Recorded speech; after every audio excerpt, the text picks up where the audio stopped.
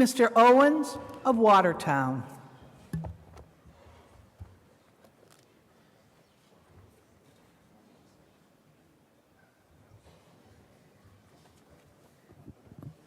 Thank you, Madam Speaker, and through you to the members. I rise today in support of H.4876, an act accelerating a responsible, innovative, and equitable clean energy transition.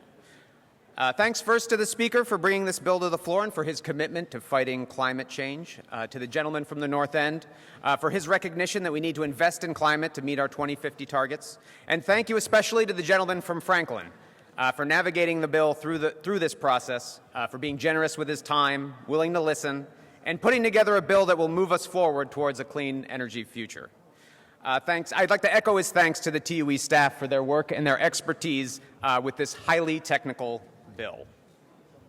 I'd like to take the opportunity to highlight one small part of the bill that will have a big impact. This is something that I filed with the gentlelady from Marblehead in the future of clean heat. Until now, all a gas company could do is allowed to sell and distribute natural gas. Well, that makes sense, right? That's what they're supposed to do. Or at least it did until this body decided to end the burning of fossil fuels in the Commonwealth by 2050. What this bill does is change the definition of a gas company in the law and empowers them to make, sell, or distribute utility-scale, non-emitting thermal energy, including network geothermal and deep geothermal energy. This has the potential to unlock innovations like we're seeing now with the Eversource networked ground source heat pump pilot program now underway in Framingham. The heat pump pilot programs, similar national grid projects under development in Lowell and in Boston. Since these projects were approved, many other communities have expressed interest in these projects, and several other states have made the same move to authorize utilities to provide non-emitting heat of any kind to their customers. This language keeps the doors open for other innovations beyond geothermal and helps to future-proof the utilities and the industry writ large. About 2 years ago, I stood in the same spot to speak in favor of last session's climate bill. And today I'm wearing the same tie to commemorate that. It's a Massachusetts Climate Stripes tie, representing about 100 years past down to present. Blue stripes are more colder years than average. Red stripes are hotter. In the 90s, we start getting more red stripes than blue stripes.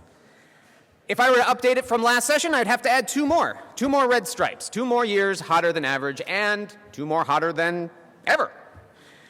We don't have time to wait for clean energy projects, and this bill will help to streamline the permitting process.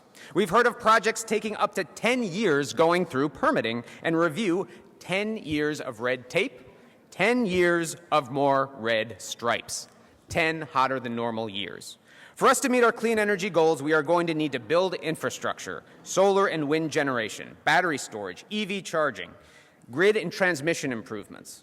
We need an environmentalism that builds things, and we can't spend our precious, precious time putting up obstacles to new clean energy systems. At the same time, we must make sure that the environmental justice communities most burdened by our old fossil fuel-based energy system aren't doubly burdened during the transition.